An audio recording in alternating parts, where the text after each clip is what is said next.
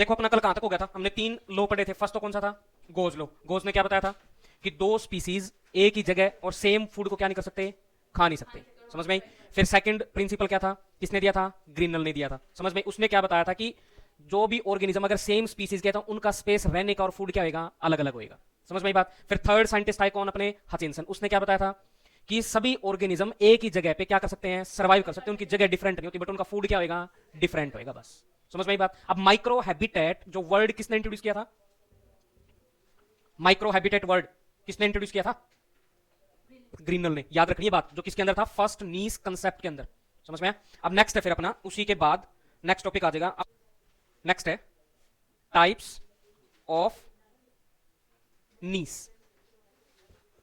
अब अपने पास दो टाइप की नीस होंगे। कौन कौन से? एक तो नीस होता है अपना फंडामेंटल, फंडामेंटल नीस, और सेकंड होएगा अपना रियलाइज्ड नीस।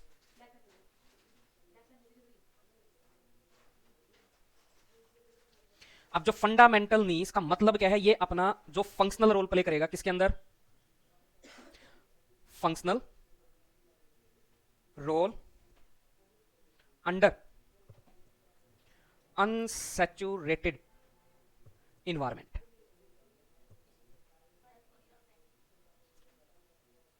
अब अनसैचुरेटेड इन्वायरमेंट का मतलब क्या है? फंक्शनल रोल को अब तो पता चल गया होगा ना, जहां पे क्या कर रहा है वो, फीड कर रहा है। फीडिंग स्टाइल, उसको क्या बोलते थे, फंक्शनल रोल बोल रहे थे। अब फीडिंग स्टाइल अपना कैसा इन्वायरमेंट में है, अनसैचुरेटेड इन्वायरमेंट। अब अनसैचुरेटेड इन्वायरमेंट का मतलब क्या है, उस इन्वायरमेंट के अंदर अनलिमिटेड तो क्या होगा, अनलिमिटेड फूड। अगर फूड भी क्या होगा अपना, अनलिमिटेड होगा, तो फिर अनलिमिटेड फूड और अनलिमिटेड स्पेस।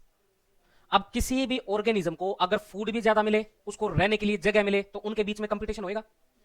देख दो फिर, नो कंपटीशन। अगर कोई कंपटीशन नहीं है, फूड भी अनलिमिटेड है, तो वहां पे कोई डिजीज होगी? No disease. अगर कोई भी डिजीज नहीं है, फूड भी अनलिमिटेड है, तो कोई प्रीडेटर होएगा वहां पे? लिख दो फिर, नो प्रीडेटर। अगर हर चीज अनलिमिटेड है, तो कोई भी ऑर्गेनिज्म, अब मान लिया तुम्हें हर चीज मिलती रही, अब जैसे सिंपल एग्जांपल ले लो, अपने घर में एक तो चूहा है और एक क्या है, बिल्ली है। समझ में आई? अब चूहे को अनलिमिटेड फूड मिले, तो वो और छोटे ऑर्गेनिज्म को खाएगा? नहीं खाएगा। अब बिल्ली को अगर अनलिमिटेड फूड मिले, तो वो चूहे को खाएगी? नहीं खाएगी। अब बिल्ली और चूहे को हर चीज अगर मिलेगी, तो दोनों के बीच में क्या होगा, कंपटीशन तो अवॉइड हो गया। उसको भी फूड मिल रहा है, उसको भी फूड मिल रहा है, तो दोनों एक साथ क्या कर सकते हैं, सर्वाइव कर सकते हैं। अब चूहे को बिल्ली के साथ अगर कोई इंटरेक्शन नहीं है, उसका कोई प्रीडेटर ही नहीं है चूहे का, तो चूहा डरेगा बिल्ली से, वो अपने बिल से क्या आएगा, बाहर आएगा। समझ में आई? तो उसके लिए अपना घर फिर चूहे के लिए कैसा लगने लग जाएगा, छोटा लगने लग जाएगा। समझ में आई बात या नहीं आई? समझ में नहीं आया वर्ड ये? देख, दो चीजें हैं, एक तो अपना जो फंडामेंटल नीस है और एक रियलाइज्ड नीस है। अब फंडामेंटल का मतलब क्या है, हर चीज क्या है, अनलिमिटेड है। अगर अनलिमिटेड होएगा, तो ना तो कोई किसी का प्रेडेटर, ना कोई डिजीज, कुछ नहीं है। अब बिल्ली को अगर फूड अनलिमिटेड मिले, तो वो चूहे को खाएगी क्या? नहीं खाएगी। तो चूहे का डर क्या हो गया, खत्म हो गया बिल्ली के अकॉर्डिंग। समझ में आई? अब चूहा अगर उसका प्रेशर था बिल्ली का, तो कहां पे रह रहा था, वो अपने बिल में सर्वाइव कर रहा था। अब उसका क्या था, रियलाइज्ड नीस था। समझ में आई? अब उसका बिल्ली के साथ अगर कोई भी इंटरेक्शन नहीं है, उसको डर ही नहीं लग रहा है, तो बेझिझक कहां आना स्टार्ट कर देगा, पूरे घर में घूमना स्टार्ट कर देगा। समझ में आई? पहले उसके लिए अपना खुद का बिल भी क्या लग रहा था, बड़ा लग रहा था। अब उसके इंटरेक्शन के बाद अब उसने अपना पूरा घर उसके लिए क्या लगेगा, छोटा लगेगा। वो कंप्लीटली उसको क्या कर सकता है, यूटिलाइज कर सकता है। ये होता है फंडामेंटल नीड्स का मतलब। समझ में आई बात? अब इसी के नीचे एक पॉइंट लिखना है बस, under fundamental needs an organism utilize its niche with maximum potential। अगर कोई भी इंटरेक्शन नहीं है, तो माउस की, चूहे की जितनी कैपेबिलिटी है, वो अपनी पूरी कैपेबिलिटी से अपने नीस का कंप्लीटली क्या करेगा, यूटिलाइज करेगा। समझ में आई बात? है कोई डाउट यहां तक? नेक्स्ट है फिर, कर दो ऊपर या लिख रहे हो? अब नेक्स्ट क्या है अपना, रियलाइज्ड नीस। अब रियलाइज्ड नीस कैसा इन्वायरमेंट है? अब जो रियलाइज्ड नीस अपना कैसा इन्वायरमेंट है, सैचुरेटेड इन्वायरमेंट। अगर सैचुरेटेड इन्वायरमेंट होएगा, तो वहां पे हर चीज क्या होगी, लिमिटेड होगी। वहां पे फूड भी क्या है, लिमिटेड है। अब फूड लिमिटेड है, तो फूड के लिए हर ऑर्गेनिज्म के बीच में क्या होगा, कंपटीशन होगा। अब वहां पे रहने के लिए जगह भी क्या है, लिमिटेड है। अब हर चीज लिमिटेड होएगी तो वहां पे उसको किस चीज का प्रेशर रहेगा, प्रीडेटर प्रेशर क्या होएगा, ज्यादा होएगा। समझ में आई बात। अगर कंपटीशन होएगा तो चोट वगैरह लगेगी ऑर्गेनिज्म को, तो डिजीज का प्रेशर भी क्या होएगा, ज्यादा होएगा। समझ में आई बात। अगर हर ऑर्गेनिज्म पे हर चीज का प्रेशर है, अब चूहे के ऊपर बिल्ली का प्रेशर है, अगर बिल से बाहर निकला तो बिल्ली खा जाएगी। समझ में आई, ये प्रेशर है उसके पास, हर चीज लिमिटेड है तो चूहा बिल से बाहर निकलेगा। अब उसके लिए जो अपना घर है वो क्या है, फंडामेंटल है। अब वो घर अपने लिए उसको क्या पड़ जाएगा, बहुत बड़ा दिखाई देना स्टार्ट हो जाएगा। समझ में बात। एक जगह से दूसरी जगह जाने के लिए भी क्या करेगा, वो 100 बरी सोचेगा, साइड में क्या करेगा, देखेगा चारों साइड में। जैसे बिल्ली तो टॉम एंड जेरी तो देखते होगे, वो बिल चूहा अगर बिल से बाहर निकलता तो हर जगह क्या करता है, पहले देखता है कि बिल्ली कहां है। समझ में बात। वो क्या होगा, अपना रियलाइज्ड नीस। अब इसके अंदर वो अपनी कंप्लीटली यूटिलाइज नहीं कर पाएगा किसको, नीस को। बस इसमें लास्ट पॉइंट लिखना है, under realised niche an organism can not, लिख दो चाहिए, can not utilise its maximum potential, maximum potential. समझ में आई? उसकी जितनी चूहे की मैक्सिमम पोटेंशियल थी वो अपने नीस को कंप्लीटली क्या नहीं कर पाएगा, यूटिलाइज नहीं कर पाएगा। समझ में आई बात। ये नीचे वाली चीज से याद रखना या ना रखना, लास्ट वाला पॉइंट, ये ऊपर वाले पॉइंट याद रखने। समझ में आई बात। फंडामेंटल नीस और रियलाइज्ड नीस, जो आगे जितने भी टॉपिक आने ये दोनों वर्ड यूज होंगे। समझ में आया। नेक्स्ट टॉपिक देखो, नीस डिफरेंशिएशन या रिसोर्स सेग्रीगेशन या नीस पार्शनरी या पार्सनिंग बोल दो चाहिए, और नीस सेपरेशन। पता चल रहा है वर्ड से, PARTITIONING, वर्ड से पता चल रहा है क्या। नीस को क्या करना है, डिफरेंशिएशन का मतलब क्या है, अलग अलग। समझ में। रिसोर्स सेग्रीगेशन का मतलब क्या, फूड भी क्या कर दो, अलग अलग। नीस पार्सनिंग का मतलब क्या है, दो नीस को, एक नीस को दो पार्ट में क्या कर दो, डिवाइड कर दो। और सेपरेशन का मतलब क्या होता है, अलग करना। समझ में। अब हर ऑर्गेनिज्म, नेचर ने क्या कर दिया, हर ऑर्गेनिज्म को अलग अलग कर दिया, किसको, कंपटीशन को अवॉइड करवाने के लिए। समझ में बात। इस पूरे वर्ड का मतलब क्या है, natural process to avoid competition. समझ में बात। नेचर ने भी कंपटीशन को अवॉइड करने के लिए हर ऑर्गेनिज्म का नीस को क्या कर दिया, सेपरेट कर दिया। अब कैसे, फर्स्ट आता है इसके अंदर अपना टेम्पोरल डिफरेंशिएशन।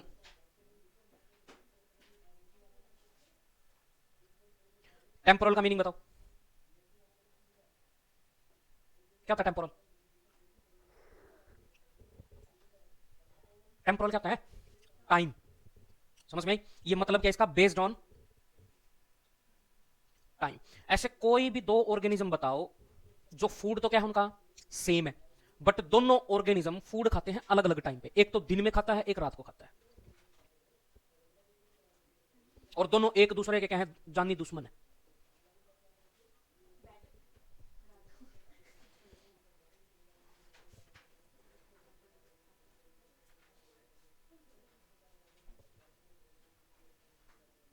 उल्लू और बाज, लायन और लेपर्ड वो रात को भी देख सकते हैं, दिन को भी देखते हैं। उल्लू को दिन में क्या नहीं करता, दिखाई नहीं देता, और बाज को कब नहीं दिखाई देता, रात को दिखाई नहीं देता। समझ में आई। तो नेचर ने क्या किया, ऐसी कंडीशन कर दी टाइम के अकॉर्डिंग, कंपटीशन को क्या करवा दिया, अवॉइड करवा दिया। नेचर क्या चाह रही है कि ये भी जिंदा रहे और उल्लू भी क्या रहे, जिंदा रहे। अब हॉक तो फूड खाता है कब, डे टाइम पे। समझ में आई। और उल्लू है अपना फूड खाएगा कब, नाइट टाइम पे। समझ में आई बात। ये एग्जांपल याद रखने हैं। सेकंड है फिर, अब तो बिल्कुल छोटा छोटा टॉपिक है, ज्यादा वो नहीं है। Conditional differentiation.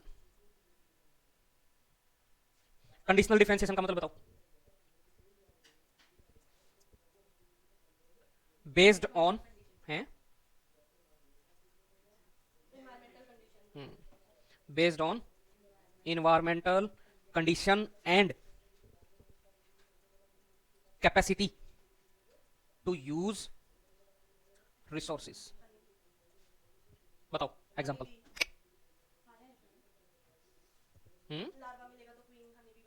वो तो चीज अलग है, वो चीज अलग है। इन्वायरमेंट पे बेस्ड नहीं है, वो क्रोमोसोमल पे बेस्ड है। हनी बी के अंदर 32 क्रोमोसोम होते हैं क्वीन के अंदर, और ड्रोन के अंदर कितने होते हैं? 16 होते हैं। समझ में आई? क्वीन क्या होती है? डिप्लॉइड। और ड्रोन क्या होता है? हैप्लॉइड। वो क्या नहीं बनते? माता पिता नहीं बनते, डायरेक्ट क्या बनते हैं? दादा दादी बनते हैं।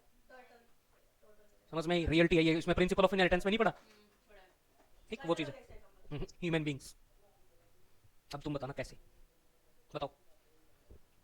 अब पूरी अर्थ पे, इंडिया का मान लो, अर्थ को छोड़ो, इंडिया के अंदर जितने भी ह्यूमन सर्वाइव करे वो सारे के सारे एक ही स्पीसीज के। समझ में? अगर सारे के सारे ह्यूमन बींग्स अगर गेहूं खाते या रोटी वगैरह खाते तो फूड की कमी होती या ज्यादा होता? कमी होती। अब अपने साउथ साइड किस चीज को, फूड को प्रीफर करते हैं?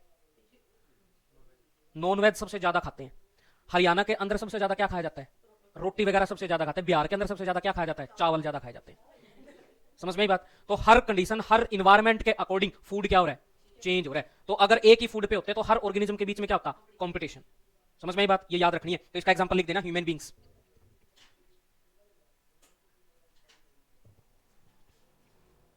नॉर्थ इंडियन लिख दो चाहे, एंड साउथ इंडियन।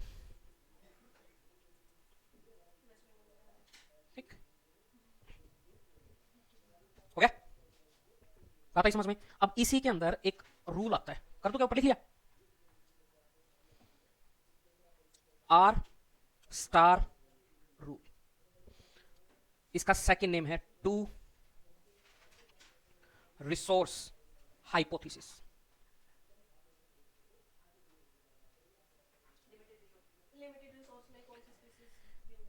अब ये रूल दिया किसने था वो याद रखनी है। ये रूल फर्स्ट टाइम डेविड, जी डेविड बोलते हैं, जी डेविड टिलमैन, उसने इंट्रोड्यूस किया था।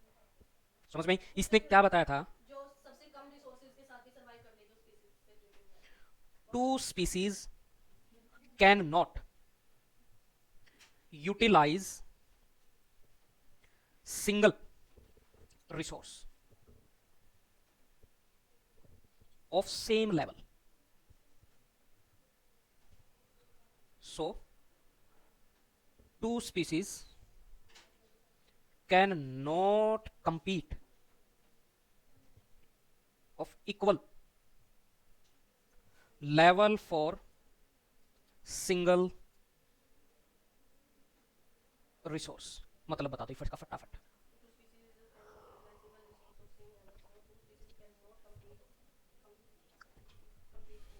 अब टिलमैन ने क्या बताया कि दो स्पीसीज एक सिंगल रिसोर्स पे क्या नहीं कर सकती? एक लेवल पे सरवाइव नहीं कर सकती या उसको यूटिलाइज नहीं कर सकती। अगर एक लेवल पे सेम फूड नहीं खा सकती तो उनके बीच में एक सेम लेवल पे क्या नहीं होगा? कंपटीशन भी नहीं कर सकती। समझ में बात या नहीं आई? है कोई डाउट? अब इसमें एग्जांपल जो अपने ऊपर लिखे हैं वो भी बोल सकते हो, जो अपना हॉक और ओवल भी बोल सकते हो, या अपना क्या है इंडियन, साउथ इंडियन और नॉर्थ इंडियन भी बोल सकते हो। ठीक, सेम फूड पे एक साथ क्या नहीं कर सकते? सर्वाइव नहीं कर सकते, एक ही लेवल पे एक ही टाइम पे। समझ में आई? अगर एक ही टाइम पे नहीं है तो उनके बीच में क्या भी नहीं हो रहा? कंपटीशन भी नहीं कर सकते। ठीक है, नेक्स्ट है फिर अपना थर्ड, बोर हो गए? Morphological differentiation.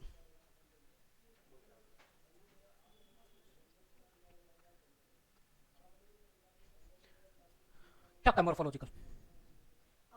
हाँ, अब नेचर ने क्या किया? अगर एक ही स्पीसीज के दो ऑर्गेनिज्म है तो दोनों की मोर्फोलॉजी क्या कर दी? चेंज कर दी। समझ में आई? तो मतलब मोर्फोलॉजी चेंज कब होगी? जब उनका कैरेक्टर क्या हो जाए? Character displacement. कैरेक्टर तो समझते होगे, क्या होता है कैरेक्टर? What is character? बता दो, principle of inheritance. What is character?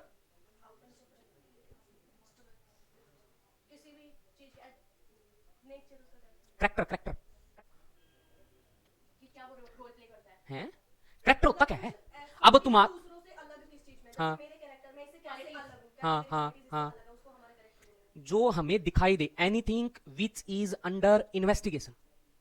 समझ में? किसी भी दो ऑर्गेनिज्म को तुम कैसे आइडेंटिफाई कर रहे हो, वो तुम्हारा क्या है? कैरेक्टर है। क्वालिटी में डिफरेंसेस हैं। अब तुम्हारा शेप, साइज, कलर, ये चीज क्या है? कैरेक्टर है। आई समझ में? एमेंडल ने 7 कैरेक्टरिस्टिक्स सिलेक्ट किए थे, किसके? प्लांट के। उसका क्या देखा था? प्लांट की हाइट, वो सारे क्या है? बाहर से देखेगी, अंदर से तो नहीं दिख सकती। फ्लावर कहां पे ग्रो कर रहे हैं वो भी बाहर से दिखाई देंगे, वो टर्मिनल पे हैं या एक्सियल पे हैं। अब कैरेक्टर में से क्या निकलेगा? कैरेक्टर का रिजल्ट क्या होता है? बताओ। अब मैंने मान लिया ट्रेट सुना, क्या होता है ट्रेट? अब करेक्टर मैंने ले लिया, एक है हाइट, स्टेम हाइट है। अब ये एक करेक्टर है, करेक्टर का रिजल्ट क्या होगा? ट्रेट होगा। ये बात याद रखनी है। करेक्टर के अपने हाइट के दो रिजल्ट है, या तो प्लांट हाइट में कैसा होगा, टोल, या हाइट में कैसा होगा वो डवार्फ। अब ये दोनों क्या है? ट्रेट है। समझ में ही बात? इनमें कंफ्यूज मत होना। अब मोर्फोलॉजी का मतलब क्या है? अगर नेचर ने क्या किया, कंपटीशन को अवॉइड करवाने के लिए दो स्पीसीज के अंदर क्या कर दिया, करेक्टर ही चेंज कर दिया, उसका डिस्प्लेस करवा दिया। अब मान लिया इसके अंदर, मान लो एक मैंने स्पीसीज ले ली फर्स्ट, ये मैंने ले लिया स्पीसीज होगी सेकंड। समझ में?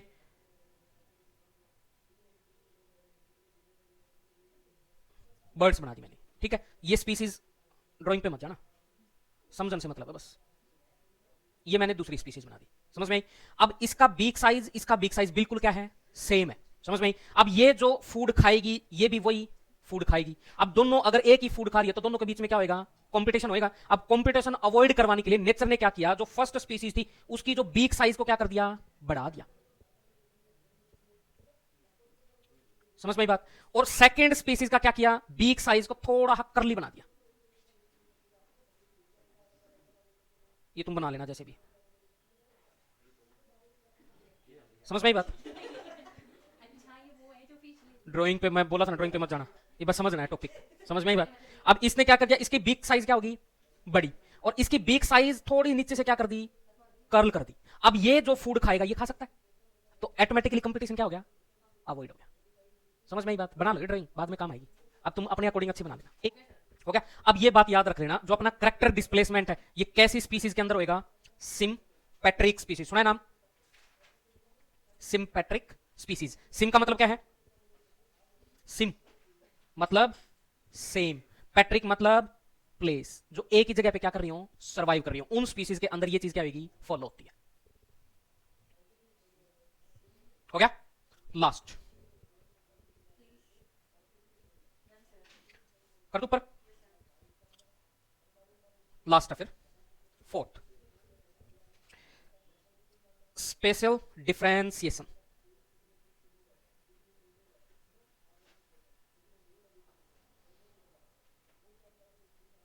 अब स्पेशल का मतलब क्या होता है, बेस्ड ऑन स्पेस। समझ में? अब हमने स्टार्टिंग में एग्जांपल लिया था किसका,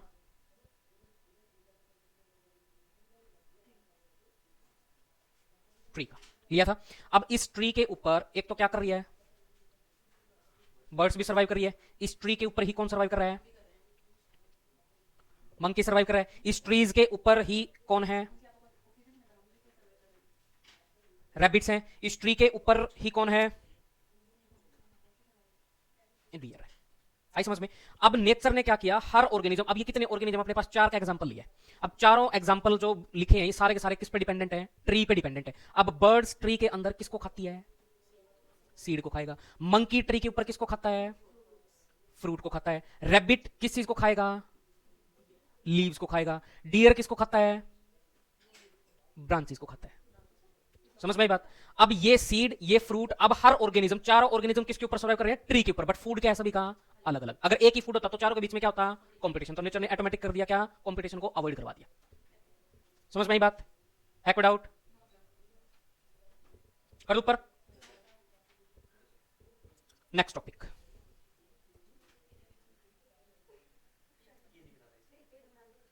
पॉपुलेशन इकोलॉजी। ये ले नीचे कर दूंगा, ले बना ले फटाफट कर। Group of member belonging to same species at a given area, given या at a same time.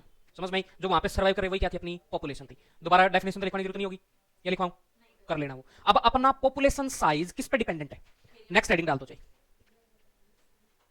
Characters of population.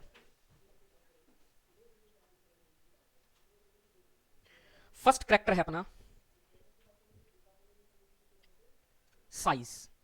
अब किसी भी पॉपुलेशन का साइज किस चीज पे डिपेंड है, फटाफट बता दो। साइज का मतलब क्या है, साइज का मतलब size, sum total of individual. Individual क्या था वैसे? अकेला। सेकंड पॉइंट क्या था इसका? इंडिविजुअल क्या था? यूनिट थी किसकी? Ecology. Sum total of individual of A population. किसी भी पॉपुलेशन के अंदर कितने इंडिविजुअल सर्वाइव कर रहे हैं उसका सम क्या होगा? अपना साइज होता है। समझ में बात? अब ये साइज, किसी भी पॉपुलेशन का साइज कब कब बढ़ता है बताओ। ये मान ले मेरे पास कोई एक पॉपुलेशन है, अगर इसके अंदर 5 मिनट से अगर इस पॉपुलेशन के अंदर क्या हो जाए, डेथ होनी स्टार्ट हो जाए, तो पॉपुलेशन का साइज इंक्रीज या डिक्रीज? बस ये बात याद रखनी। तो पॉपुलेशन का साइज क्या होगा? डिक्रीज। अगर इस पॉपुलेशन के अंदर क्या होना स्टार्ट हो जाए, बर्थ होना स्टार्ट हो जाए, तो पॉपुलेशन साइज क्या होगा? बढ़ेगा। समझ में बात? अगर इस पॉपुलेशन साइज में क्या हो जाए, इमिग्रेशन होना स्टार्ट हो जाए, तो क्या होगा? इमिग्रेशन क्या होता है? वो माइग्रेशन होता है, अंदर आना। बाहर से किसी भी पॉपुलेशन के अंदर अगर कोई एंटर करेगा तो यहां पे साइज क्या होगा? पॉपुलेशन का बढ़ेगा। अगर इस पॉपुलेशन को छोड़ के जाना स्टार्ट कर दे तो क्या होगा? माइग्रेशन। तो साइज क्या हो गया? डिक्रीज। समझ में बात? ये बात याद रखनी है। डेथ होगी तब डिक्रीज और माइग्रेशन होगा तब डिक्रीज। इमिग्रेशन और बर्थ के टाइम पर पॉपुलेशन साइज क्या होगा? इंक्रीज। समझ में आई? अब पॉपुलेशन साइज का फॉर्मूला निकालोगे कैसे? Population size birth rate minus death rate. समझ में बात? अब इसको शॉर्ट में लिखोगे तो पॉपुलेशन साइज को स्मॉल आर से क्या करते हैं? रिप्रेजेंट करते हैं। और बर्थ को किससे रिप्रेजेंट करोगे? स्मॉल बी से। डेथ को किससे रिप्रेजेंट करोगे? स्मॉल डी से। ये याद रखना है फॉर्मूला। समझ में बात? अब ये आर किस किस चीज को रिप्रेजेंट